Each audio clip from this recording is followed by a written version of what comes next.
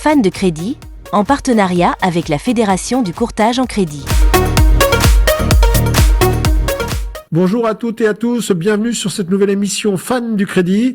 Et aujourd'hui, on va parler de recrutement. Je crois qu'il n'y a pas un instant, pas une semaine où je n'ai entendu de la part, quel que soit le métier d'ailleurs, mais plus particulièrement dans le métier des intermédiaires bancaires et des intermédiaires de logement, les professionnels du logement, de ce besoin criant. Alors que le taux de chômage est à peu près stable, mais il reste important, personne ne trouve de travail. Donc, je pense que plus que jamais, c'était l'occasion de poser ce sujet sur la table pour avoir un peu l'avis des professionnels et des experts qui sont là.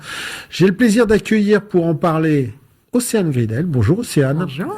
Cofondatrice du groupe Émérite Financement, Émérite Group, Émérite Financement, Assurance, etc. Exactement. Je vais vous laisser derrière présenter un peu plus vos structures. Alors, Damien Imbert, associé Mercato de l'Emploi, plateforme de recrutement. Tout à fait. C'est ça? Bonjour. Bonjour, Damien, enchanté. Jérôme Guillet, bonjour Jérôme. Bonjour. Donc avocat associé du cabinet Gouache, qui traite notamment plus spécifiquement des sujets du droit du travail, du droit social et de tout ce qui est RH, c'est ça? Alors, surtout du droit de la distribution indépendante et donc notamment de la franchise et la manière de structurer les réseaux de distribution. On est amené aussi à avoir des sujets RH, mais de manière un peu plus accessoire. Eh ben, on va les évoquer d'un point de vue de contrat et notamment de ce sujet-là. Merci. Bonjour Pascal. Bonjour. Pascal Régnier, donc associé, cofondateur de C2RH. Tout à fait. Cabinet également de pas que de recrutement, mais aussi de recrutement et de conseils en formation. De conseils en formation. Tout voilà. à fait. Eh ben, écoutez, voilà, je vous ai posé le problème d'entrée de jeu un peu à plat. On va essayer de s'en débrouiller là-dedans parce qu'il y a plein de ficelles à aller tirer. Cet effet de besoin du statut et notamment du statut de commerçant ou de commercial, puisque notre population d'auditeurs est plutôt organisée autour des métiers de la distribution bancaire et du crédit. On va parler plutôt de commerce, mais on pourra aborder aussi les sujets de tout ce qui est back-office et des fonctions support. Moi, j'ai l'impression que Covid passé, on a basculé d'un monde vers un autre, et pas que sur le sujet des relations professionnelles et les relations au monde du travail, mais c'était déjà un peu amorcé, mais aussi on a basculé dans cet équilibre vie professionnelle, vie personnelle, et puis dans le sujet de est-ce que je cours après l'argent alors que c'était un moteur un peu évident dans le milieu des intermédiaires bancaires. Alors ces questions qui se posent à tous, à nous, est-ce qu'il vaut mieux, si je cherche à recruter, est-ce qu'il vaut mieux recruter des jeunes? Est-ce qu'il vaut mieux recruter des anciens, moins touchés par cela? Est-ce qu'il vaut mieux les former? Voilà, la notion du statut, des ambitions partagées ou pas partagées, de la prise en considération des aspirations des uns et des autres, à mon avis, ce sont des sujets qu'on doit tous aujourd'hui, potentiellement en tant que futur employeur ou en tant que recruteur, se poser et poser à nos candidats. Donc, je vous ai promis, je vais vous donner la parole pour présenter un peu plus vos structures et après on entrera dans le vif du sujet. Océane. Alors, Émérite Financement et Assurance, créé il y a maintenant quelques mois. On va fêter notre premier anniversaire. J'ai créé Émérite avec Romain Lafitte et Arnaud Carvalho, d'une idée très simple. On avait envie de revenir aux fondamentaux et créer un courtage bienveillant, humain, honnête, avec un partage de valeurs équilibré. Donc on a fait un vrai reset de nos expériences et on s'est dit ok, qu'est-ce qu'il faut faire et qu'est-ce qu'on peut offrir aujourd'hui et à nos clients et à nos mandataires et nos ambassadeurs pour qu'ils puissent être heureux dans leur carrière professionnelle. Donc on est très contents. Ça a fait une grande flèche et que ça a grandi très vite. Aujourd'hui, on est 40 en moins d'un an.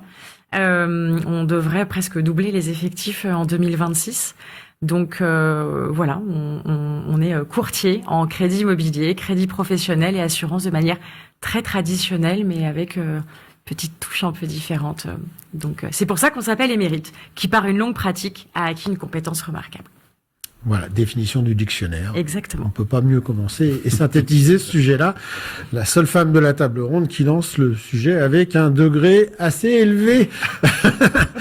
Allez, Damien, Mercato de l'emploi. Oui, donc le Mercato de l'emploi, effectivement, est un cabinet de recrutement qui a été créé en 2016 autour de cette nécessité d'accompagner les entreprises dans le recrutement, avec un premier développement qui est axé sur une plateforme digitale d'intermédiation entre les entreprises et les candidats.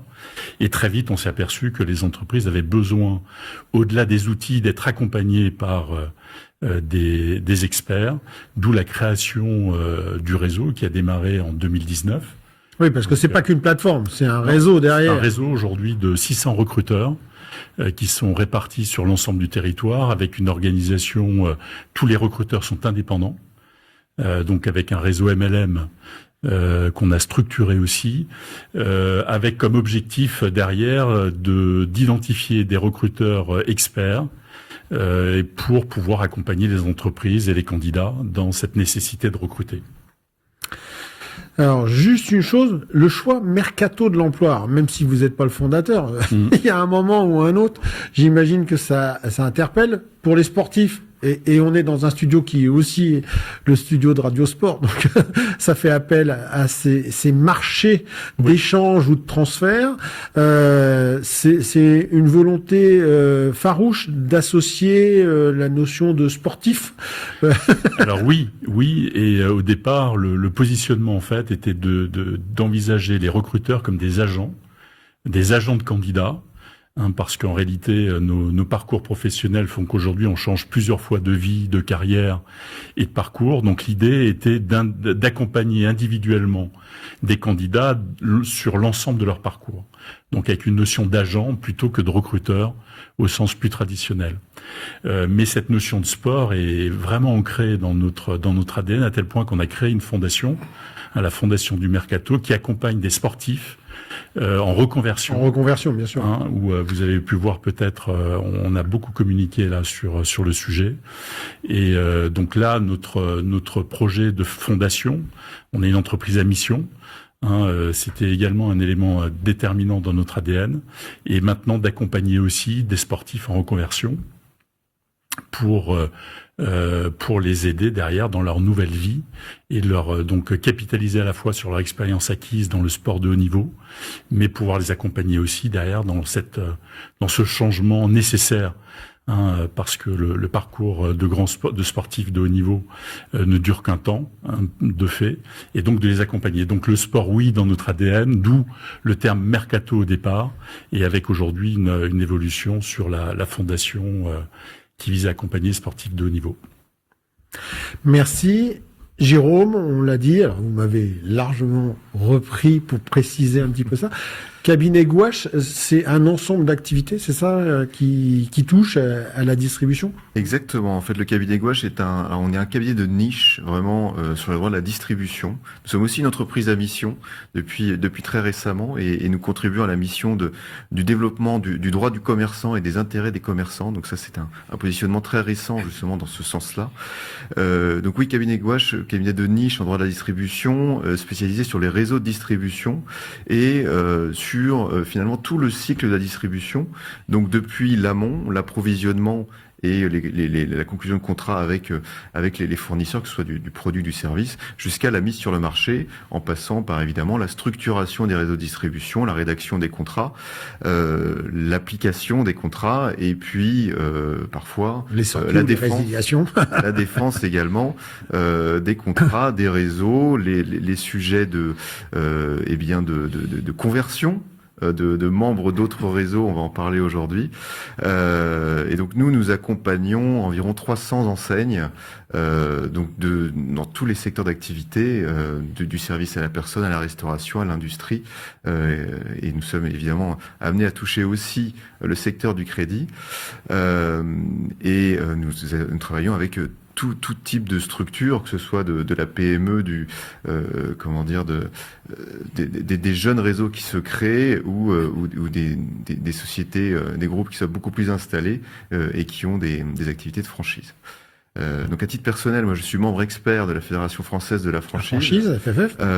Et puis également formateur. Donc je rédige pour le FEF Dalloz, qui est un des principaux éditeurs, si ce n'est le principal, de documentation juridique. Et puis je donne également des cours à la faculté de droit de Rennes, notamment auprès des Master 2, pour transmettre cette spécialité du droit économique et du droit des institutions. Ça, vous me l'aviez pas dit, et on aura l'occasion de se recroiser sur Rennes, alors. Merci, Jérôme. Pascal? Oui, alors nous, C2RH, nous sommes un jeune cabinet. Nous avons créé, donc Martial et moi-même, ce cabinet il y a 2 ans. Mais on s'appuie sur des parcours de 30 ans dans la fonction RH, recrutement et formation. Voilà. Alors pourquoi avoir créé un cabinet recrutement dans un marché un petit peu compliqué, assez concurrentiel?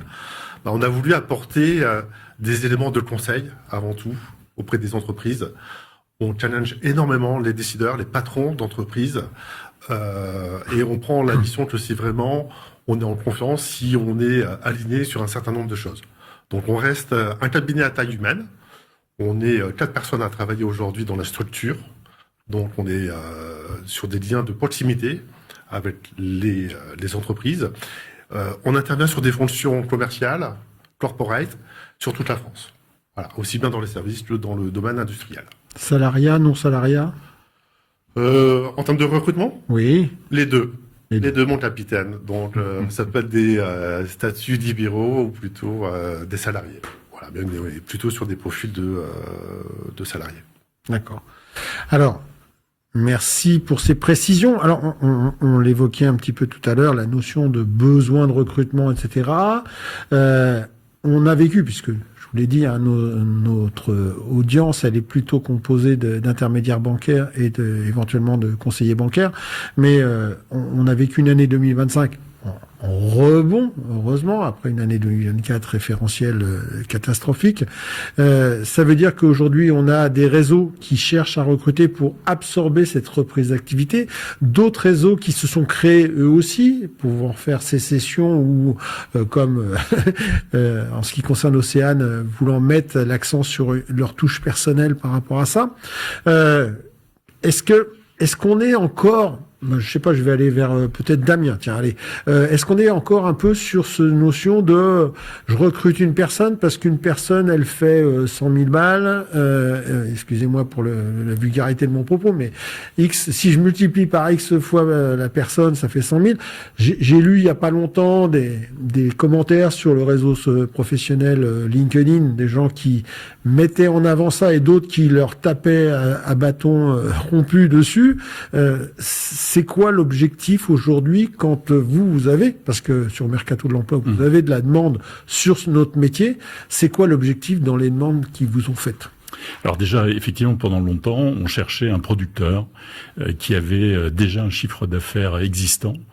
Et l'idée était d'aller l'approcher au bénéfice d'un client pour le convaincre de rejoindre un nouveau réseau.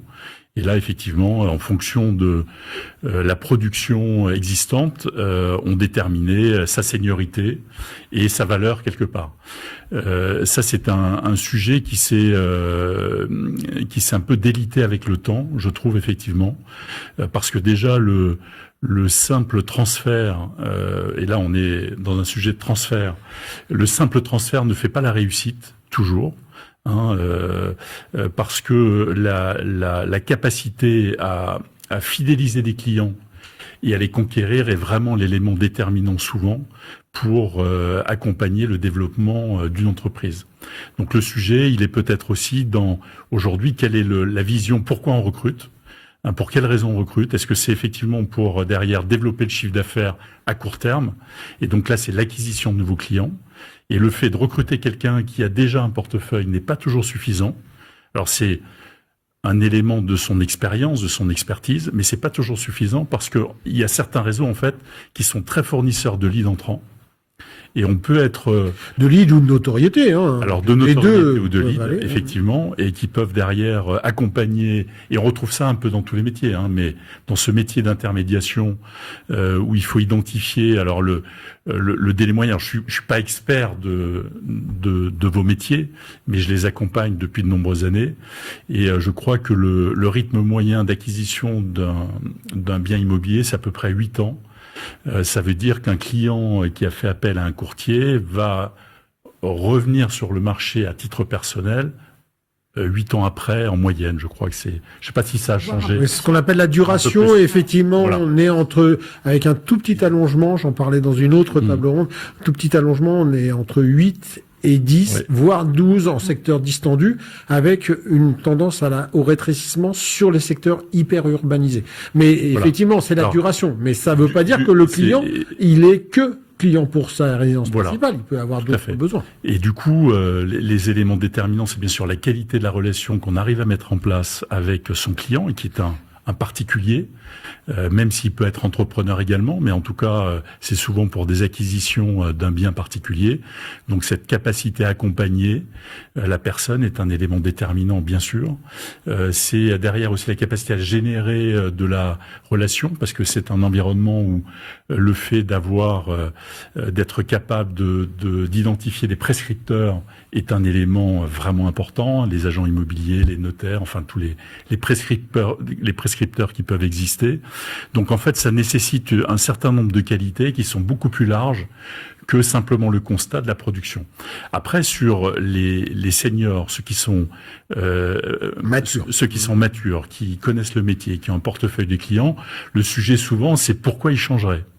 Alors, c'est un thème sur lequel on reviendra. C'est pourquoi ils changent, parce qu'ils changent aussi.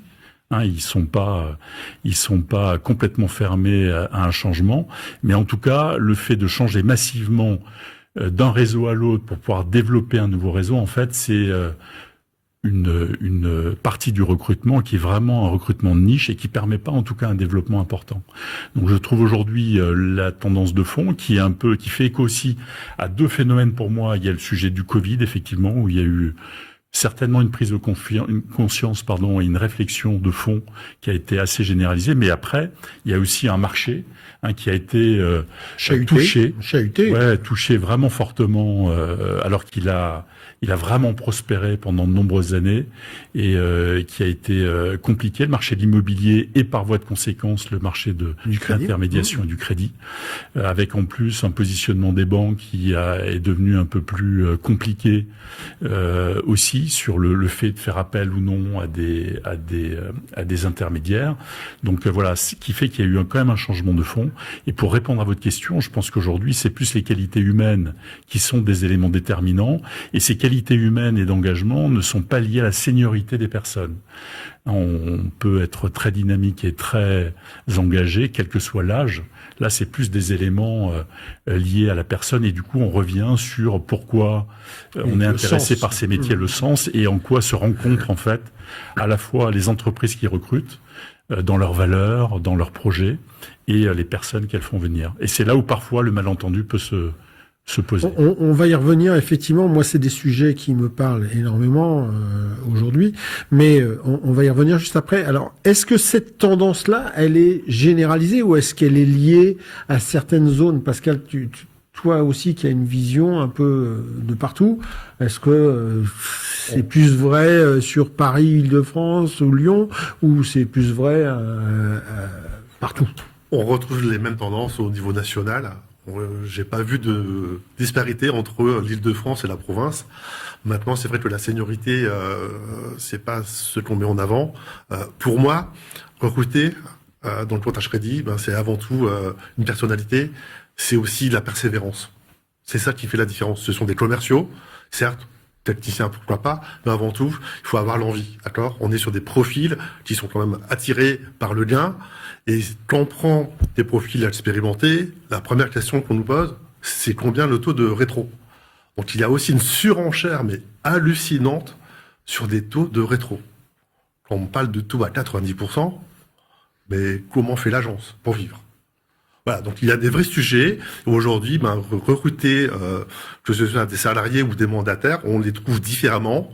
Et puis surtout, on accompagne de plus en plus des profils en reconversion. Voilà, débaucher, on le fait tous, mais c'est pas suffisant. Voilà, donc il faut aller chercher des personnes alors en banque, dans certains secteurs, sur certains profils, pour les amener vers le courtage crédit. Mais il y a aussi du travail à faire en termes d'image. Hein. Le courtage a été abîmé avec les crises qu'on a eues, la Covid, avec les relations bancaires. Voilà, donc il faut aussi travailler sur l'image du courtage, donc l'attractivité du secteur. Alors, je rebondis sur ce que tu disais. Tu dis l'image du courtage a été un peu abîmée. Est-ce qu'elle est abîmée en période de crise ou est-ce qu'elle est abîmée en période d'euphorie? Le sujet, il est aussi là. Hein. Tout à fait, tout à fait. Et un point important, il y a une barrière à l'entrée énorme, je trouve. La formation de 150 heures. Ah. C'est une barrière énorme que vaut une formation de 150 heures aujourd'hui. D'accord? Donc on est le contenu. Est-ce qu'il n'y a pas une réflexion à avoir autour de ça? Diminuer la formation, excusez-moi, mais mettre en parallèle peut-être une immersion de 2 semaines dans une agence pour connaître, pour sentir le métier. Alors l'un n'empêche pas l'autre. On peut faire les deux. On y reviendra. 150 heures en e-learning. Qu'est-ce que ça vaut? Non, mais on y reviendra. Alors, l'e-learning n'est pas le seul moyen de respecter cette formation-là, mais on y reviendra. Alors que sache juste que moi, je suis plutôt partisan de l'hyper-professionnalisation. Donc, je suis plutôt à pousser au-delà que en dessous. Mais c'est la méthode. C'est la méthode qui peut être effectivement. Océane, toi, tu l'as évoqué, from scratch, 40 là. Peut-être 70, 80 à la fin de l'année prochaine, à la fin de cette année. Le recrutement, c'est quoi pour toi? Comment tu les recrutes? Alors, je pense qu'avant tout, avant de se dire, si je suis courtier aujourd'hui et que je veux potentiellement changer de réseau ou devenir courtier ou me reconvertir, on va prendre plusieurs profils. Hein, ils sont assez logiques. Une personne qui est dans le secteur bancaire. Qui vit un plan social ou qui a envie de faire évoluer sa carrière, il va naturellement se poser la question s'il veut devenir intermédiaire bancaire. Oui, parce que c'est la proximité de son métier avec son ancien métier. C'est la proximité de son métier et qu'aujourd'hui, je connais pas les stats, mais il y a quand même énormément de courtiers d'intermédiaires bancaires qui sont des anciens banquiers. Hein. Je pense qu'il n'y a pas un réseau de courtage qui n'a pas un ancien banquier dans son réseau. Ça c'est la première cible. La deuxième, c'est l'intermédiaire bancaire qui est déjà actif, salarié ou mandataire dans un réseau et qui a envie de bouger. Et là, ce qui va être important, c'est de connaître les raisons de ce changement. Pourquoi? Qu'est-ce qui se passe? Alors, on connaît un petit peu les raisons.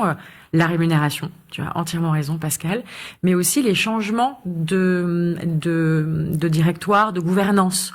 Très souvent, les grosses vagues de mutation que l'on a vues sur certains réseaux, c'est parce que un fonds d'investissement est arrivé, il y a un petit peu mis quelques turbulences, donc perte de repères ou des systèmes de rémunération qui ont changé, où là les mecs se disent ok, ras-le-bol, hop, on s'en va, et très souvent ça génère des vraies vagues. Et alors, je me suis renseignée là-dessus, sont des vagues qui tous les 5 ans. C'est-à-dire que quand on regarde les vagues de mutation, de grosses vagues de changement et de départ, c'est tous les 5 ans. Donc, chers confrères, faites attention à 5 ans d'activité. Faites attention à vos équipes, gardez-les. On en reparlera sans doute avec Jérôme, parce que le 5 ans correspondait... Alors, à la vague, changé. Une vague dans... Non, mais ça a changé, mais c'était les durées de contrat qui étaient beaucoup pratiquées. Aujourd'hui, ces contrats se sont allongés, mais je pense qu'on doit pouvoir faire aussi un lien. Il y a une corrélation, effectivement, avec la durée des contrats de franchise. Et le troisième facteur, et ça c'est hyper important, faut pas les oublier, cette nouvelle génération qui ne connaît pas forcément notre métier. Nous avons des ambassadeurs qui se portent volontaires à aller dans les écoles, et tu en fais partie, Bruno. Tu fais découvrir notre métier à beaucoup d'étudiants. Moi, je connais quelques confrères qui le font aussi, et donc on a des petites pépites qui arrivent. Ils ont 22, 23 ans. Moi, j'ai la chance d'en avoir 2 en ce moment que Romain accompagne. On tombe sur cette nouvelle génération qui sont fans d'immobilier. Ils adorent ça.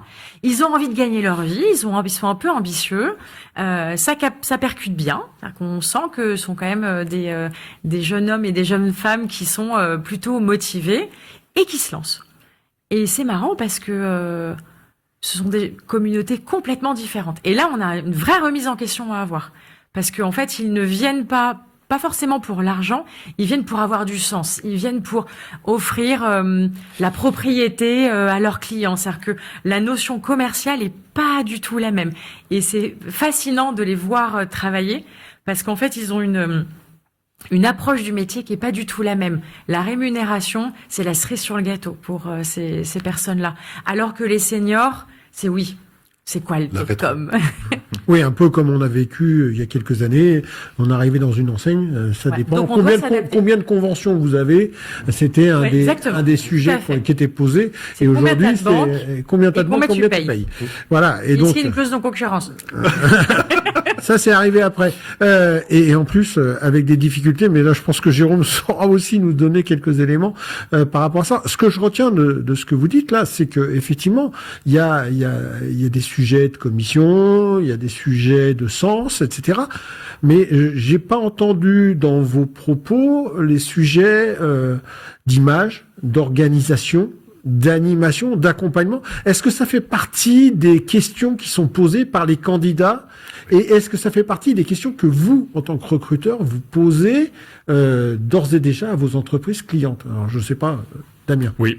Alors, je crois vraiment et je partage complètement ce qui a été dit sur cette évolution aussi par rapport à une nouvelle génération qui arrive, qui a levé des a priori sur les statuts, sur les sujets de statut aussi, et qui est vraiment en recherche de sens de métier et ces métiers autour de l'immobilier, de l'acquisition d'un bien, d'accompagner des gens dans des projets de famille, ça a un sens qui a toujours existé et qui a été un peu peut-être oublié à certains moments sur des sujets, mais qui pour moi était un peu de façade aussi. Quand il fallait demander combien on allait toucher, il fallait absolument négocier ça. Mais ceci dit, même quand les conditions étaient bonnes, ça suffisait pas à faire un courtier performant non plus. Une fois qu'on avait traité ces sujets, derrière, ça ne garantissait absolument pas la réussite de la personne quand elle arrivait. Donc je crois vraiment que cette recherche de sens est un élément qui est vraiment déterminant. Et du coup, le sujet, c'est, pour revenir à ce qu'on disait avant aussi, c'est quel est l'objectif de l'entreprise qui recrute en fait. Si c'est un objectif à très court terme d'acquisition de nouveaux clients, pour remplir, densifier son maillage, ou si c'est pour reconstruire des équipes. C'est ça. C'est un peu ce qu'on a connu dans l'immobilier à un moment donné. Il y avait beaucoup de recrutement avec un peu de cynisme. Les nouveaux agents immobiliers allaient chercher des mandats.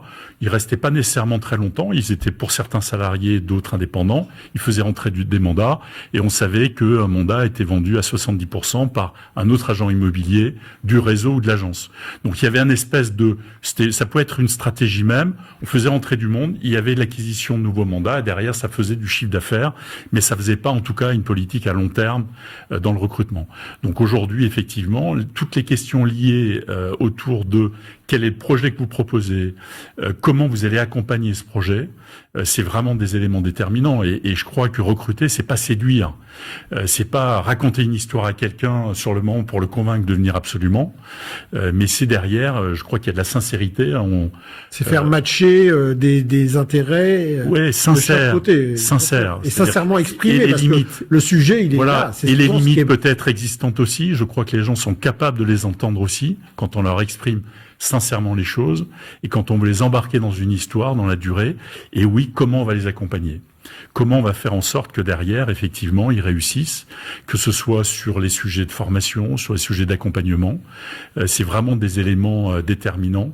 Et d'ailleurs, on voit bien que quand ça ne marche pas, c'est très souvent lié non pas à une capacité des candidats à occuper un poste, mais c'est souvent un sujet de relation avec le N+1. Non pas avec l'enseigne ou l'entreprise qui peut avoir des valeurs fortes, mais avec la personne qui va représenter, entre guillemets, le manager de proximité. Ça se passe bien, la personne peut rester très longtemps dans un environnement qui n'est pas idéal, et à l'inverse, dans un très bon environnement, avec un manager. Alors, je Rien. veux pas dire toxique. Non, mais Parce médiocre. que- Oui, ou alors, en tout cas, ça ne va pas entre les deux. D'accord. Derrière, ça peut s'arrêter. Donc, cette recherche de sens et d'accompagnement, elle est vraiment déterminante, bien sûr, dans le projet des entreprises, à tel point, pour rebondir sur ce que vous disiez, Bruno, c'est que c'est un sujet que moi j'évoque avec l'entreprise avant de démarrer la Ah, mission. mais bien sûr, bien sûr. Parce que On va pas consacrer des efforts de recherche et d'identification et de positionnement si jamais on n'est déjà pas dans la bonne compréhension Oui. et voire même en phase. Oui. Avec ces- Et aujourd'hui, l'entreprise qui recrute mal, ça se sait très rapidement. Donc aujourd'hui, un candidat, on va échanger avec lui, on l'identifie, on va lui parler du projet. Donc on fait une vente de job, mais derrière, il va vérifier quelle est la note de l'entreprise, quels sont les commentaires sur l'entreprise. Donc là aussi, notre environnement aujourd'hui, il est transparent. Alors est-ce qu'il est toujours juste dans ce qui est dit? La question peut se poser, mais en tout cas, il y a S'il énormément y a déjà d'informations. l'effort qui est fait Voilà. pour le faire, et on reparlera tout à l'heure un peu de cette notion de marque employeur qui existe et qui aujourd'hui, sur le papier, en tout cas, est annoncée. Je suis pas certain de toujours bien la percevoir dans les grandes enseignes. Pascal, tu faisais un focus tout à l'heure sur la notion du taux de commissionnement. Donc, on va pas jouer les hypocrites. C'est un sujet qui parle à un certain nombre de personnes. Moi, je reste toujours persuadé que 100% de zéro, ça reste quand même zéro.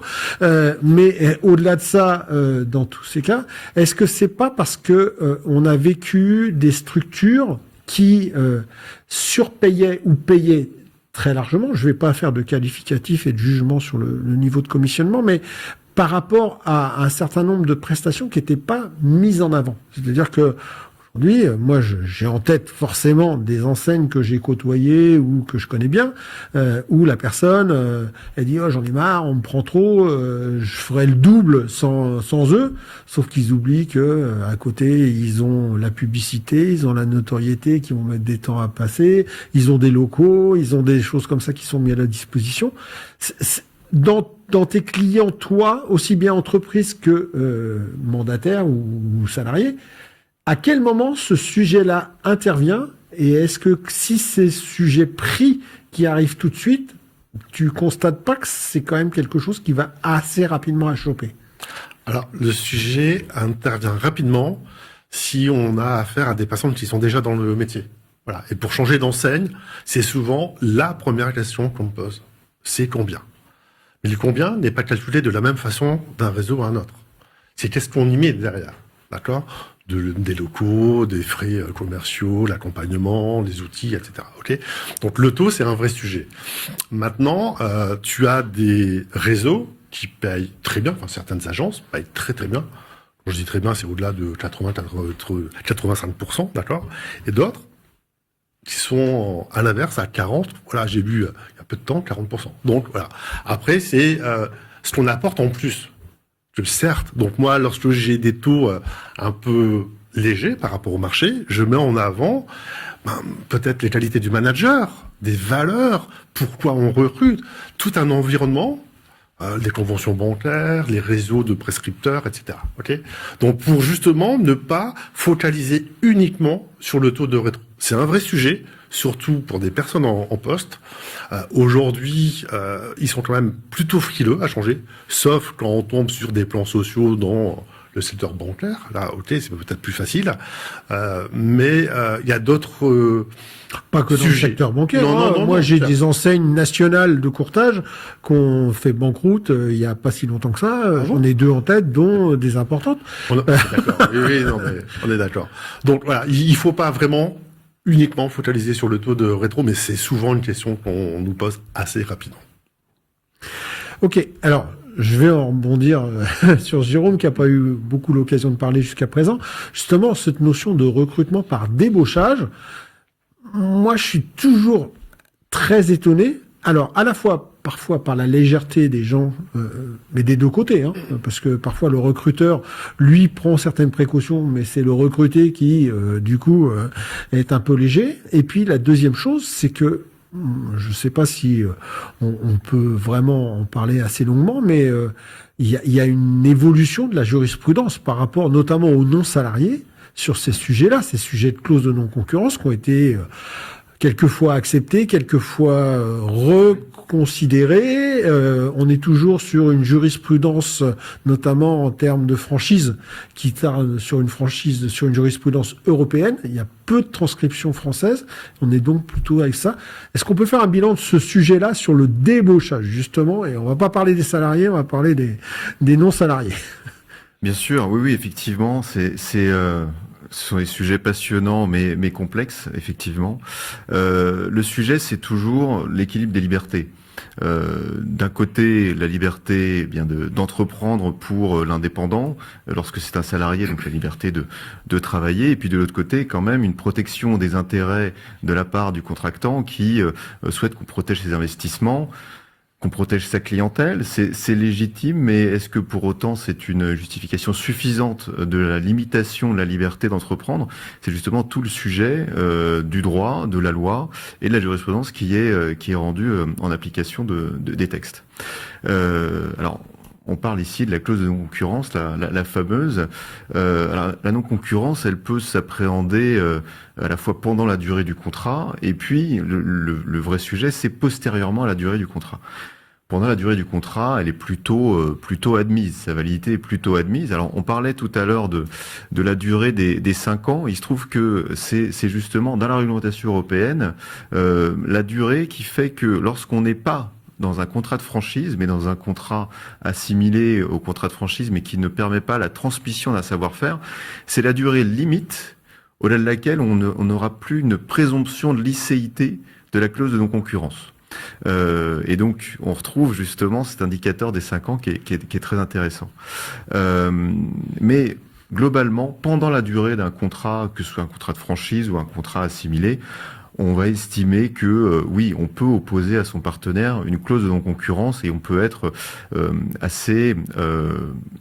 elle est assez robuste. Elle est souvent, excusez-moi Jérôme, mais elle est souvent attaquée sur son caractère excessif. Exemple, je te peux pas t'installer dans toute la France. T'as pas le droit d'exercer ce métier désormais chez un confrère. Je grossis le trait, mais j'ai vu parfois des choses assez impressionnantes. Mais pendant la durée du contrat, tant qu'elle est encore une fois proportionnée aux intérêts, tant qu'elle est limitée dans l'espace, c'est des choses qui ne sont pas inenvisageables pendant la durée du contrat. Maintenant, toute la question se pose sur l'après-contrat. On avait un franchisé, le contrat est arrivé à terme parce qu'il est arrivé à son échéance ou parce qu'il y a eu une résiliation pour quelque cause que ce soit. Et très majoritairement, les contrats de franchise prévoient que pendant une durée X, après la cessation des effets du contrat, il y a également une clause de concurrence qui continue de s'appliquer. Et c'est là où les évolutions ont été les plus importantes. Alors, initialement, l'idée était simplement que cette clause était valable lorsqu'elle était limitée dans l'espace, limitée dans le temps, proportionnée aux intérêts, etc. Et puis, on a effectivement eu la réglementation européenne qui est venue nous dire, en fait, moi, je souhaite aller plus loin et je présume, déjà, je pose le principe que cette clause est restrictive de concurrence. Malgré tout, j'estime qu'elle peut être légitime, elle peut ne pas être contraire à la concurrence si elle est limitée beaucoup plus restrictivement. Là, on parle d'une limitation à une durée d'1 an après la cessation du contrat, une limitation aux locaux d'exploitation, et qu'elle soit justifiée par la protection du savoir-faire du franchiseur. D'accord. En tout cas, de la tête de réseau. Donc, vous faites vraiment une différence entre la notion de franchise qui porte dans son pilier un des 3 socles, qui est la transmission d'un savoir-faire, et des autres formules telles que l'affiliation ou la licence de marque, etc. Exactement. C'est clairement le savoir-faire est une des 3 caractéristiques essentielles du contrat de franchise. Le franchiseur s'oblige à transmettre une marque, un savoir-faire et à fournir une assistance. On y reviendra au titre de l'accompagnement dont on parlait tout à l'heure. Donc, le fait de s'obliger à transmettre le savoir-faire, ça permet déjà de remplir une des conditions de validité de la clause de non-concurrence. Là où on a eu une évolution assez intéressante d'un point de vue juridique, c'est que donc on a une loi de 2016, la loi Macron, qui avait légiféré sur la validité des clauses de non-concurrence en droit français, ou en disant dans le secteur du commerce de détail, donc c'est l'article L341-2 du Code de commerce, dans le secteur On le mettra en référentiel. C'est intéressant. Oui, non, mais c'est important. C'est un article qui fonctionne par renvoi à un autre. Et lorsqu'on lit les choses, donc dans le secteur du commerce de détail, la clause de non-concurrence post-contractuelle est réputée non écrite par principe. C'est le principe qui est posé. D'accord. Par exception, elle va être valide si elle remplit les mêmes conditions en fait que celles qui sont posées par le droit européen, c'est-à-dire limitation à 1 an, limitation aux locaux d'activité. Et là, il est très important de bien comprendre que les locaux d'activité dont on parle, c'est l'adresse du bureau. C'est-à-dire, voilà, vraiment, telle adresse à telle rue. Et si le franchisé déménage en face ou à côté, à ce moment-là, il peut faire à peu près ce qu'il veut. Et encore une fois, la protection du savoir-faire et le fait que la clause de concurrence porte bien sur les mêmes produits et services. Je vous précise cela parce que jusqu'à très récemment, les activités de service, comme par exemple les agences immobilières, se disaient, on parle du commerce de détail. Le commerce de détail, c'est de la vente de vêtements, c'est des choses comme ça, c'est du négoce. On n'est pas concerné. Manifestement, on est hors champ d'application de ce texte-là. Et la Cour de cassation, en juin 2024, a décidé que non. Elle a étendu en fait le champ d'application de cette loi également aux activités de service dans le cadre du réseau d'agences immobilières Century 21, en disant bien que cette activité de service devait être assimilée à une activité de commerce de détail au sens de la loi et que la clause et les conditions d'application de validité de la clause de concurrence post-contractuelle telles qu'elles étaient fixées par la loi étaient bien applicables aussi. Donc, il faut considérer qu'elles sont bien applicables aussi à un franchisé ou un contrat de franchise dans le domaine bien du courtage en crédit. Et donc là, c'est très intéressant et que ce soit du point de vue d'un recruteur qui va chercher chez un concurrent ou justement d'une enseigne qui souhaite protéger son enseigne, c'est quelque chose qui est absolument fondamental. Il faut évidemment s'assurer de la pleine validité de l'opposabilité de ces clauses. Alors, excusez-moi, je vais faire, non pas de la mauvaise foi, mais je vais titiller et me faire l'avocat du diable. Si j'ai un mandataire, théoriquement, le siège social, c'est son adresse personnelle, sauf accord spécifique pour une domiciliation dans les locaux de l'agence. Mais donc, imaginons qu'il soit dans la 95% des cas, ça soit son adresse personnelle. Ce qui veut dire que je change d'enseigne, je suis bien à la même adresse personnelle de mon siège social. Donc, est-ce que je suis assimilé et donc intégré dans cette clause de non-concurrence, dans ces contours que vous évoquez, et donc il faut que je fasse attention à ça, ou est-ce que non, c'est l'agence d'exercice de rattachement qui vaut dans ces cas-là? Alors, la question est effectivement très intéressante. En fait, il y a plusieurs questions à se poser. C'est toutes les conditions ensemble qui doivent être respectées. Hein. Donc, on parle des locaux, mais si le mandant qui va opposer cette clause devra aussi être en mesure de démontrer qu'elle est indispensable à la protection d'un savoir-faire. Et encore une fois, autant c'est consubstantiel à la franchise, autant dans tout autre modèle, ça n'est pas le cas. Donc, c'est peut-être par ce biais-là que le mandataire pourra remettre en cause la validité de cette clause. Si la clause est valide, effectivement, si le lieu déclaré d'exercice est tel domicile et qu'on a vocation à continuer à ce lieu, on est à ce moment-là en violation de sa clause de non-concurrence post-contractuelle. Un point d'attention d'ailleurs pour les enseignes qui ont tendance à, alors même si vous l'avez dit, ça n'arrive jamais, mais à tenter d'aller débaucher dans des réseaux concurrents, alors parle de débauchage massif, hein. Par le débauchage massif, oui, vraiment par une stratégie de débauchage. Ça n'est pas parce que le recruteur est tiers au contrat et que la clause de concurrence ne lui est pas applicable, il n'a pas signé lui-même, qu'elle ne peut pas lui être opposée malgré tout. On est dans des secteurs d'activité où l'existence de telles clauses est quasiment présumée. Et donc, en fait, le recruteur, dans ce cas-là, s'expose à être reconnu tiers complice de la violation par le franchisé de son obligation de non-concurrence vis-à-vis de son franchiseur. Et puis évidemment, lorsque il s'agit d'une véritable stratégie d'agression, à ce moment-là, le sujet va être éventuellement une pratique de concurrence déloyale par désorganisation de l'entreprise concurrente, si véritablement on met en place des manœuvres d'agression. D'accord. Alors, je reviens sur quelque chose que vous évoquiez tout à l'heure qui était très intéressant, Jérôme. C'était la notion de comment ça s'appelle, de clause de non-concurrence que vous opposiez à la notion de loyauté. Et là aussi, on a dans ce débauchage, et après on passera sur d'autres volets de recrutement, d'autres canaux, parce qu'il n'existe pas que le débauchage. Mais dans ce débauchage, vous avez la fuite, le détournement de clientèle, vous avez l'utilisation d'outils ou de fichiers qui appartenaient à l'entreprise. Là aussi, c'est important peut-être de rappeler, parce que j'ai un peu bourlingué dans ce métier quand même, j'ai connu quand même des choses assez incroyables de part et d'autre. C'est-à-dire que entre le truc du jour au lendemain, on vous récupère votre ordinateur, votre téléphone, etc.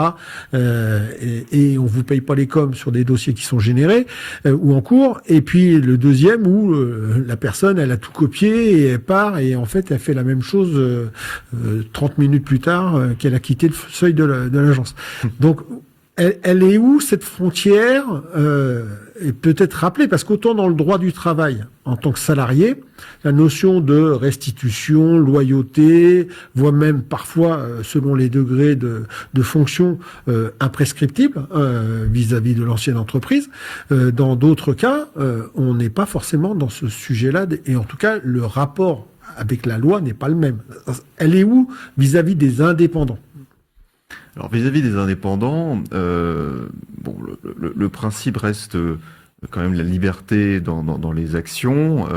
La concurrence doit avoir un cours normal, un cours loyal, et ce qui est sanctionné, ça va être effectivement l'abus.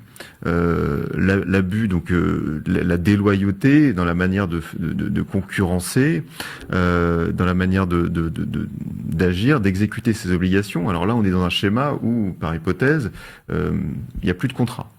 Donc il n'y a plus de contrat en cours, on n'est plus sur l'exécution des clauses du contrat, et donc c'est autre chose, c'est plutôt sur des sujets de pratiques qui sont de nature à créer des préjudices, en fait, avec une véritable intention de nuire. Donc là on bascule sur ce qu'on appelle, autant quand on est dans le contrat, on a ce qu'on appelle la responsabilité contractuelle, autant là on est sur la responsabilité extra-contractuelle, et donc encore une fois sur les sujets de concurrence déloyale, par désorganisation, éventuellement de dénigrement, parce que ça peut aussi prendre... Notamment avec les réseaux sociaux aujourd'hui, les dénigrement de l'ancien mandant, de l'ancien réseau également, ou des réseaux concurrents. Donc on peut avoir ce type de pratique-là, et de manière générale, toute pratique de nature à... nuire, porter ombrage et et peut être sanctionné. Alors, on a fait un long passage sur ce sujet-là, mais qui est un passage essentiel. Vous, les spécialistes du recrutement, vous y êtes confrontés en permanence, et puis aussi sur des habitudes de vie professionnelle qui, elles sont incontestables.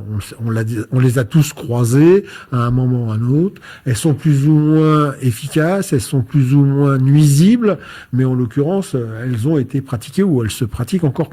J'aimerais qu'on voit l'autre côté de l'histoire, c'est-à-dire je récupère quelqu'un, alors là pour le coup tout s'est passé correctement, j'intègre, je vais me tourner vers Océane, comment ça se passe, le regard, parce que recruter, ok, le chef d'entreprise, on voit bien l'intérêt, mais il y a une équipe déjà en place. Donc, comment ça se passe? Comment c'est vécu? Ça fait aussi partie des conditions managériales d'informer en amont un petit peu les équipes, de le construire avec eux, ou au contraire, ça s'impose et puis c'est tout.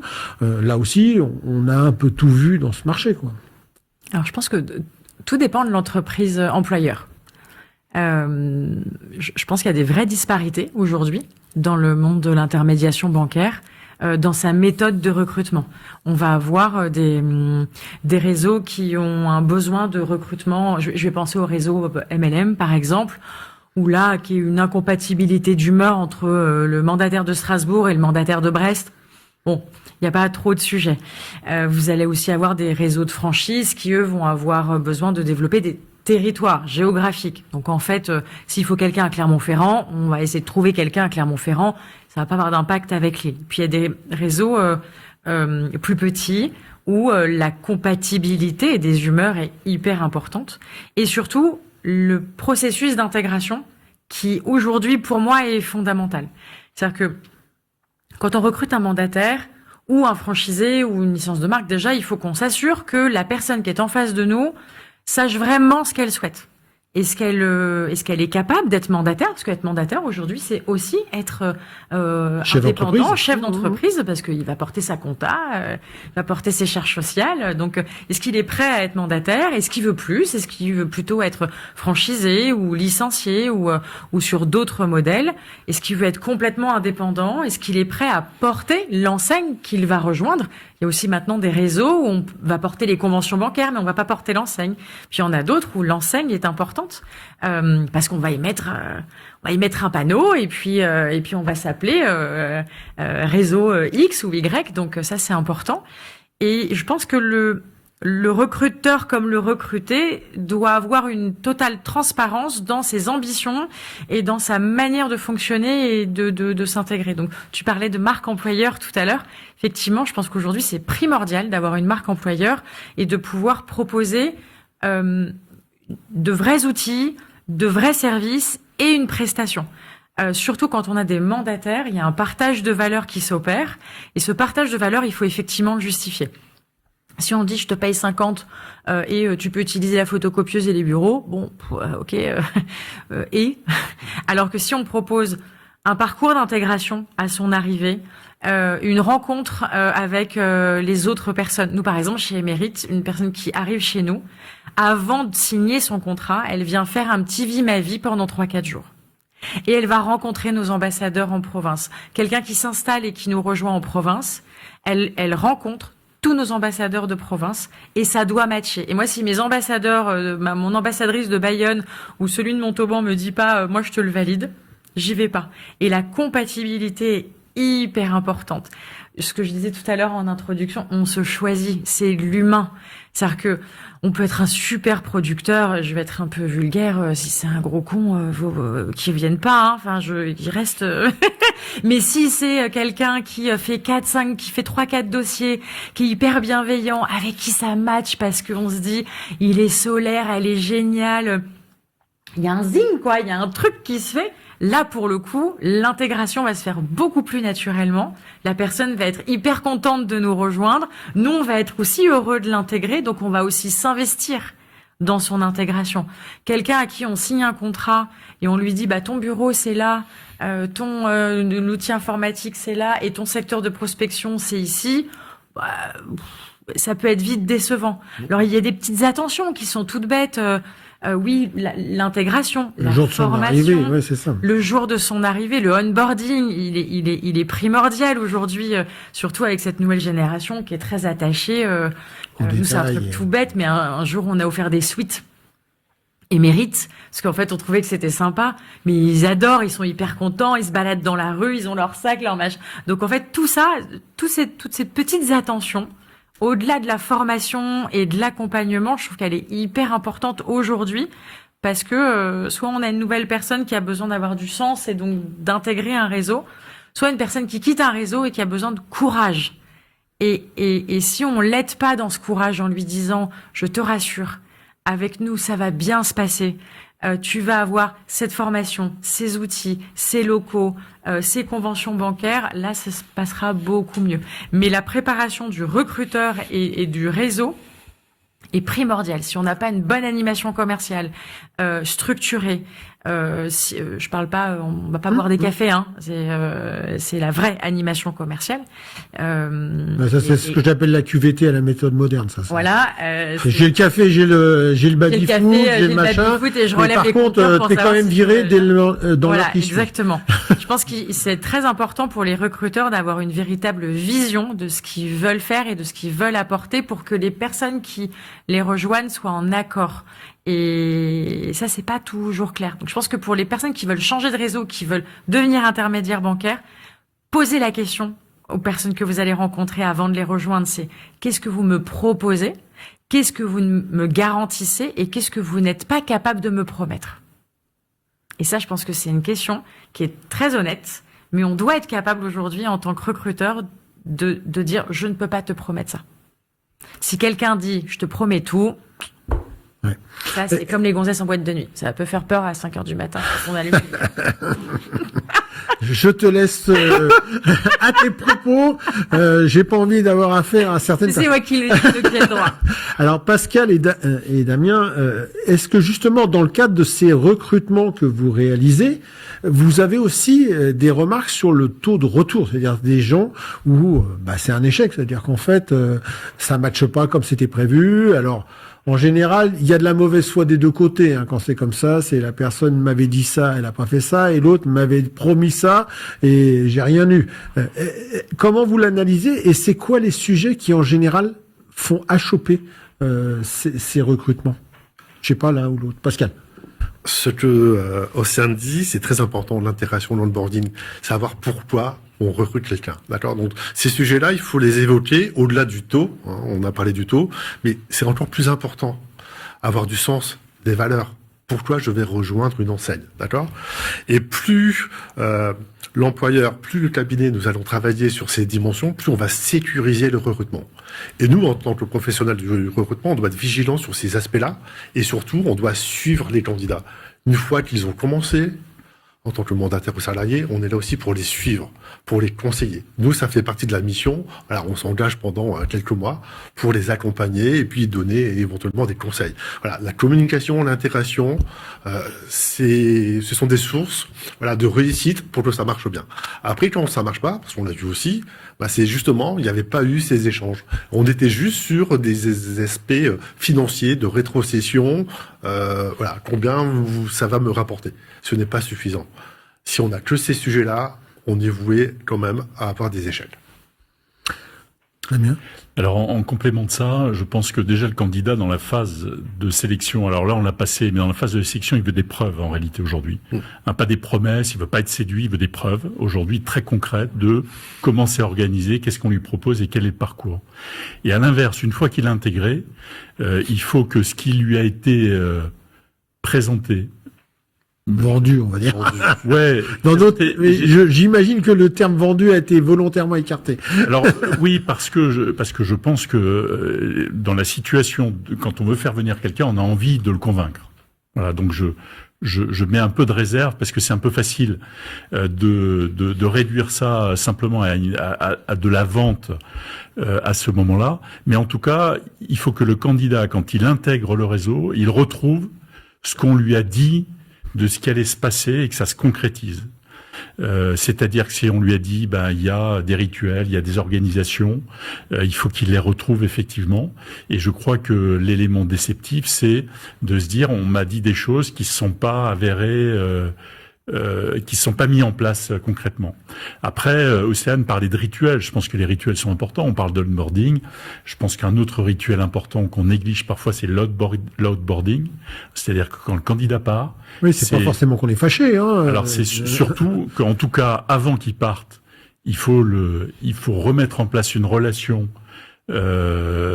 correcte, courtoise, en place, parce que c'est pas non plus une rupture amoureuse. Océane faisait un parallèle avec les boîtes de nuit. Ça peut être aussi le début d'histoires d'amour intéressantes, parfois, et d'histoires de vie. Mais en tout cas, quand on quitte une entreprise, la façon dont l'entreprise va accompagner ça, et là, c'est du coup le rôle de l'entreprise aussi de l'accompagner avec le candidat. C'est un élément déterminant parce que pour autant, on reste une entreprise. Derrière, on a une marque, on a une communauté qu'on va créer. Donc tout ce qu'on va pouvoir créer dans cette communauté, en fait, c'est quelque chose qui va être déterminant, même pour les gens qui restent. Quand on voit, tu évoquais avant Bruno des départs militaires brutaux, en fait, il y a les personnes concernées directement, mais il y a toutes les personnes autour. Bien C'est sûr. catastrophique, Bien sûr. parfois même plus Une équipe, encore, ouais, même si bien sûr. c'est violent pour la personne concernée, mais pour tous les gens autour qui observent ça, on peut leur parler après pendant longtemps de marque employeur, de valeur. Là aussi, quand c'est juste du marketing, un peu de maquillage, parce qu'on se dit qu'il faut en avoir une, donc on va en créer une. Et si ça ne se traduit pas par de l'engagement sincère, derrière, c'est un investissement à fond perdu. Donc il faut quand même avoir conscience aussi du fait que le départ, il est possible. Quand on est sur une constitution d'équipe, surtout les premières années, quand on crée une équipe commerciale, le taux de turnover habituel sur une équipe commerciale en création la première année, il est quand même pas loin de 50%, parce que derrière, on a des enjeux, on se développe, on veut faire venir du monde, on n'est pas toujours organisé encore au sein de l'entreprise pour accueillir tout le monde dans des meilleures conditions. Donc on sait qu'il y aura du départ, donc ça sert à rien non plus de l'occulter complètement, il faut l'intégrer. Donc c'est des éléments en fait à intégrer dans sa stratégie à la fois d'intégration et de parcours qu'on propose aux candidats dans la durée. Tout ce qui a du sens. Après, le candidat, il peut aussi se tromper. Au moment du départ, il peut dire, finalement, c'est pas fait pour moi. Il faut pas non plus avoir la confusion entre être indépendant, c'est pas être solitaire. Tu es indépendant, tu es chef d'entreprise, tu te débrouilles. Non. C'est pas une personne solitaire, quelqu'un qui rejoint un réseau. En tout cas, s'il a rejoint un réseau, voilà, c'est ça. Après, sinon, il crée son propre cabinet. Voilà. Et c'est pas la même chose. Parfois, il y a une confusion aussi. t'es créateur d'entreprise. Oui. donc, il y a un peu aussi parce que c'était les conditions pour vous rejoindre. C'est pas nécessairement parce que je voulais absolument créer mon entreprise. Donc là aussi, dans cette notion qui peut être attractive de création d'entreprise, ça peut mettre en place des confusions. C'est-à-dire que c'est à la fois pour certaines entreprises, c'est juste l'opportunité d'intégrer plein de gens à coût réduit, coût relatif réduit. Oui. Coût relatif Merci réduit. d'avoir rectifié. Bien sûr, coût relatif réduit. Et derrière, pour les personnes qui arrivent aussi, en fait, un élément déceptif sur ce statut, où on se dit, non, moi je veux pas être seul dans mon coin à dire tu te débrouilles. Il faut effectivement accompagner les choses, mais comme on l'a déjà dit avant. Avec la difficulté de cet accompagnement qui doit pas tomber dans la subordination, sinon on dévoie totalement la nature du contrat et du relation que tu ferais, etc. C'est un métier, Mais bien sûr que c'est un métier, et c'est un métier qui est passionnant. C'est un métier de manager, souvent, de recruter, du non-salarié, etc.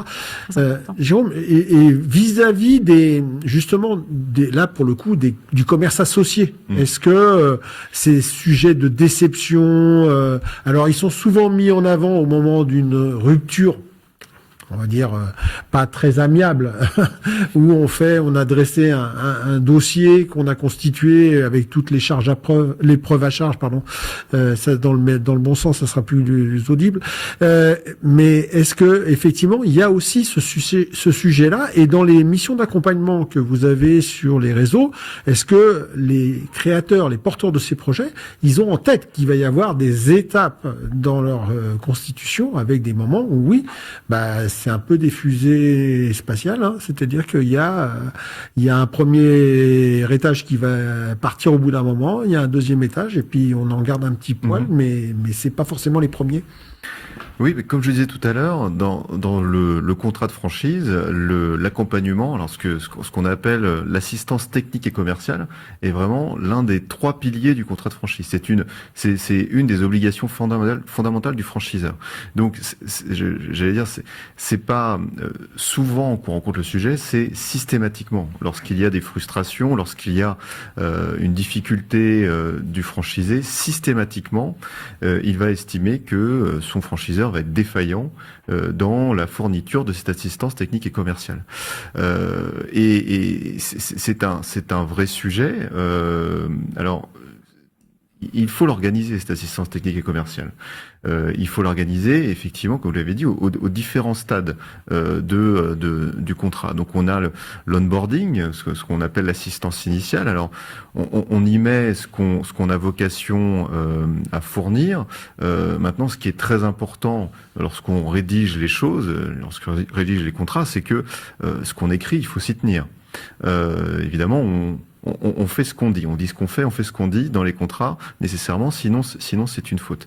Là où je trouve les choses très intéressantes, c'est que dans les réseaux de franchise, on a un petit peu les deux excès, c'est-à-dire de se dire l'assistance, c'est avant tout pour contrôler que le franchisé fait bien les choses. Et donc on a une assistance qui est quasiment une assistance audit, finalement. On arrive avec sa fiche d'audit, et puis l'animateur arrive en coachant. Avec la difficulté de notre métier, c'est que c'est un métier réglementé, Oui. et que effectivement la proximité du contrôle réglementaire et du contrôle d'activité, la frontière est ténue quand même. Hein. Forcément, ça doit être une des composantes de cette assistance. Maintenant, ça ne peut pas être la seule, puisqu'on a quand même quelque chose à apporter. On n'a pas simplement des choses à contrôler.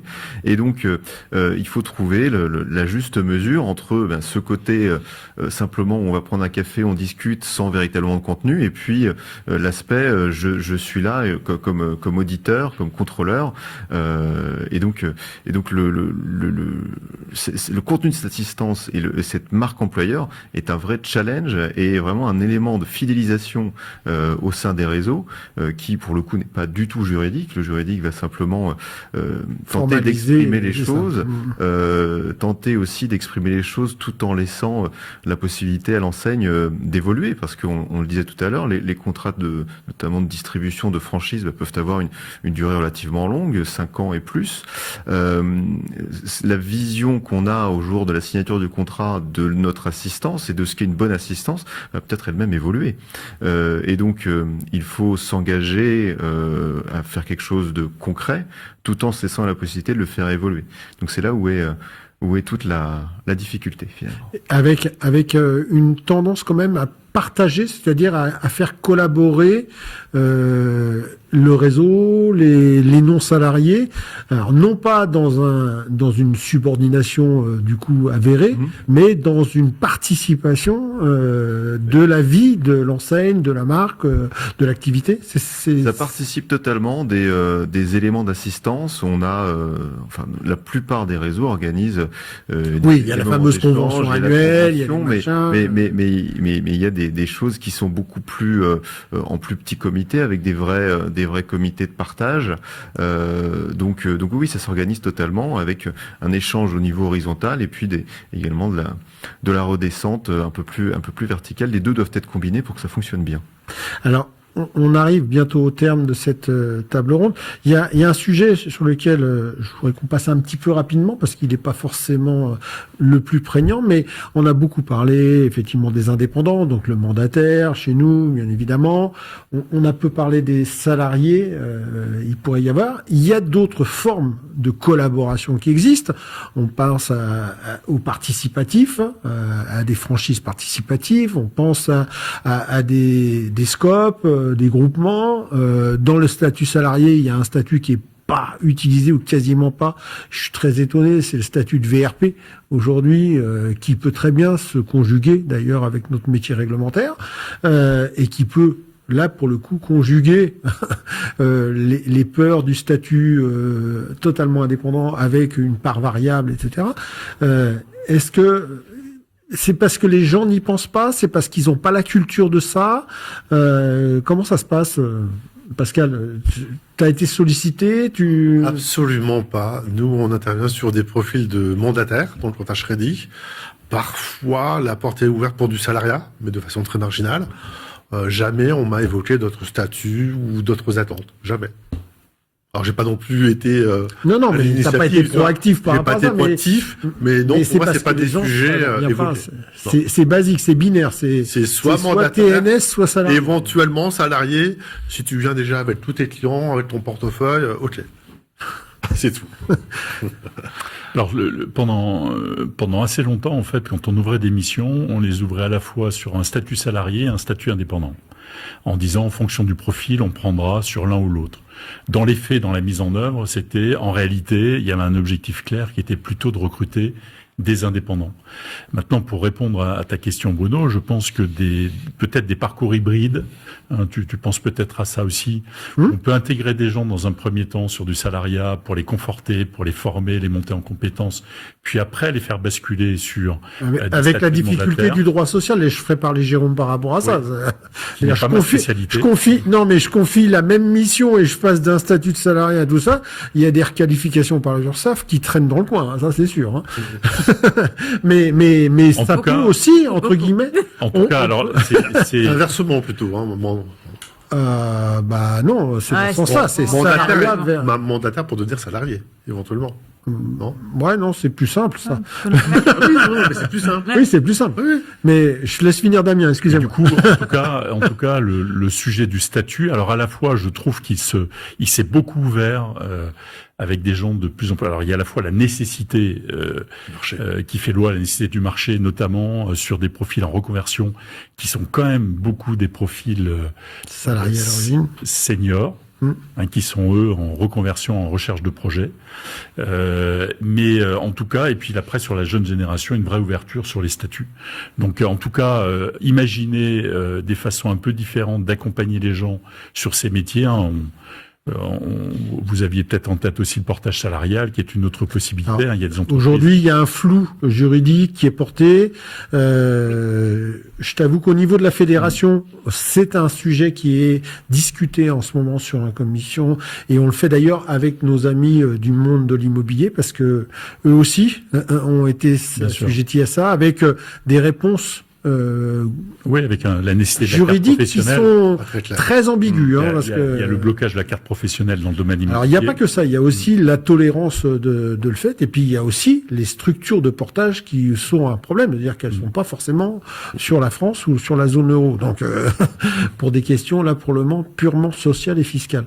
Mais oui, bien évidemment. Ça, c'est un sujet que je porte. En fait, moi, quand je dis qu'il faut qu'on élargisse nos chakras, qu'on les ouvre par rapport à ça, il faut qu'on se pose la question de savoir si, effectivement, on doit être binaire entre non-salariés et salariés. Et je rebondis sur ce que disait tout à l'heure, le coût réel d'un recrutement sur du non-salarié, il peut être au moins aussi dévastateur qu'un salarié. Et ça, c'est souvent les gens qui oublient et maltraitent, du coup, leurs non-salariés au prétexte de « t'es chef d'entreprise ». Je ne vais pas reprendre ce que tu as dit tout à l'heure. C'est ça. Donc il y a des nouveaux schémas envisagés, je pense, avec une évolution à la fois de la part des entreprises qui proposent le projet, et puis de la part aussi des salariés, parce que certains, moi j'ai en tête des réseaux où les gens sont rentrés indépendants, mais pour autant derrière on fait appel à des structures de portage salarial qui proposent des modèles mixtes, où à la fois il y a une part de portage salarial sur une partie de la rémunération et une part sur une société qui a été créée à côté. Donc il y a des modèles mixtes qui sont en train de se développer aussi aujourd'hui avec des prestataires qui le font. Alors après, de quelle façon on peut l'adapter au métier de l'intermédiation bancaire, maintenant c'est quand même un environnement dans lequel coexistent ces statuts depuis longtemps en réalité, hein, où il y a à la fois une part de salariés, une part d'indépendants. Il y a des réseaux qui ont cumulé les deux, mais en tout cas c'est la multiplicité des statuts existe depuis longtemps dans ce secteur-là. Je redonne donc la parole à Jérôme, justement sur les petites parenthèses qu'on a, et après on va être obligé de clôturer. Oui, sur ces différents statuts, c'est vrai que ces statuts doivent être bien compris et bien gérés par les équipes. Un indépendant doit rester un indépendant. C'est-à-dire qu'on peut pas avoir ce qu'on appelle, il peut pas avoir le même lien de subordination, on peut pas avoir un même pouvoir de direction à son égard que vis-à-vis d'un salarié. Et donc, il faut évidemment bien faire attention à maintenir cela, à lui laisser de la liberté sur la gestion de ses conditions de travail, ses horaires, et tout un tas de choses sur lesquelles, si on intervenait plus avant, on risquerait la requalification du contrat en contrat de travail. C'est les mêmes sujets qu'on va rencontrer lorsque on a un réseau qui est succursaliste historiquement, et puis qui petit à petit va ouvrir un petit peu à la franchise. Et donc on a cette double philosophie où finalement on se disait mais avant on se posait pas toutes ces questions parce que c'était chez nous, mais maintenant voilà on a un petit peu plus de choses à penser. Et là où c'est intéressant lorsqu'on rencontre ces cas de transition un petit peu de la subordination vers l'indépendance, c'est que on peut envisager des étapes intermédiaires. Vous parliez tout à l'heure de franchise participative. La franchise participative, c'est le cas donc dans lequel le franchiseur a des parts au capital de la société franchisée. Alors en général, c'est quelque chose qui est utilisé dans les cas où l'activité du franchisé nécessite des investissements forts et on estime que la présence du franchiseur va améliorer la capacité de financement, va améliorer l'accès au crédit. C'est quelque chose qui est très intéressant, qui est parfaitement admis, mais qui présente ses propres risques justement de négation d'indépendance, d'ingérence dans la gestion, etc. Et il faut bien que le franchiseur dans ce cas-là comprenne que c'est pas parce qu'il a des parts il a plus de droits et qu'il a le droit ça de nécessite de choses, etc. Une confiance et une maturité des intervenants. Exactement. Il y a une mesure à trouver pour et effectivement des garde-fous à poser parce que ça doit bien rester un indépendant même si on est à son capital. Voilà. Bon, écoutez, on est vraiment arrivé au terme du temps qui nous était imparti, comme diraient certains, sur des émissions de télévision beaucoup plus prestigieuses que la nôtre. Je voulais vous remercier franchement pour tout ce que vous avez apporté comme conseil et puis votre expérience et vos témoignages. Juste, j'ai pour habitude de faire un dernier tour de table rapide, mais vraiment hyper rapide, avec 1 ou 2 conseils sur des gens qui souhaiteraient recruter. Donc, on va plutôt s'adresser aux patrons. Qu'est-ce que vous pourriez leur dire, Pascal? Qu'est-ce que c'est? Aux structures qui souhaitent recruter, à part de venir te voir. Non. Bah déjà, c'est clarifier leurs besoins. Pourquoi ils sont dans cette réflexion, dans cette logique, et qu'est-ce que vous pouvez apporter à votre futur collaborateur, qu'il soit salarié ou mandataire. Voilà, donc vraiment un travail de réflexion en amont pour sécuriser et pour que ça puisse réussir. Jérôme? Moi, j'ai le biais juridique, donc comment dire. Mais c'est important dans ce auditer sujet. la situation contractuelle, forcément, la sienne déjà, et puis également celle de son candidat, s'assurer qu'il est bien libre et qu'on ne va pas créer plus de difficultés que de trouver de solutions en le recrutant. Oui, parce qu'on n'a pas abordé, il pourrait y en avoir plein, des sujets de différenciation entre des niveaux de rémunération sur des anciens par rapport à des nouveaux, etc. Il y aurait énormément à dire avec tous les risques que cela comporte, etc. Après, ça peut être aussi des stratégies volontaires. C'est là pour le coup plus manichéen dans l'approche, mais ça existe aussi. Il faut pas non plus le nier. Damien ? Moi, je pense qu'en 2026, recruter des mandataires, c'est pas leur vendre un statut ou une rémunération. Je crois que c'est les associer à un projet, à une trajectoire, à un parcours professionnel aussi, quelle qu'en soit la durée. Parce que le sujet aujourd'hui, c'est pas nécessairement que ça dure toute la vie, mais en tout cas, le temps de projet partagé, il doit être clair, il doit être participatif, il doit être engagé. Et je pense que les réseaux qui vont réussir là, c'est pas ceux qui vont recruter le plus en nombre, mais c'est ceux qui vont arriver à créer une communauté et derrière les accompagner dans la durée pour le temps que ça dure, que cette qualité soit présente. Et je pense que ça, c'est déterminant. Céane, je pense que tu vas conseiller ce que tu fais, j'imagine. Ou pas. C'est une vraie démarche de recruter. Ça demande beaucoup d'énergie.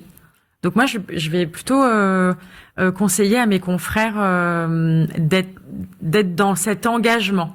C'est-à-dire qu'il faut savoir que ça prend du temps, ça demande de l'énergie. Il y aura des déceptions. Il y a des gens, on a l'impression qu'ils vont arriver demain et puis en fait ils arrivent jamais. Il faut y croire, il faut être embarqué dans son projet. Je pense qu'il faut vivre son entreprise parce que je pense que quand on la transmet avec toute l'énergie et tout l'amour qu'on peut avoir pour son métier, c'est beaucoup plus facile. Il faut avoir un bon avocat. Ça, pour l'entrée comme la sortie, il faut vraiment anticiper. C'est un contrat de mariage, il faut tout prévoir. Il faut prévoir quand ça va et quand ça va pas. Et c'est pas grave si ça va pas. C'est par les échecs que l'on grandit. Et je pense qu'il faut rester honnête et en accord avec soi-même. C'est sur ce mot de la fin qu'on va conclure. Je voulais vous remercier une fois encore. Et puis, quant à vous, chers auditeurs, je vous donne rendez-vous à une prochaine émission Fan du Crédit. Fan de Crédit, en partenariat avec la Fédération du courtage en crédit.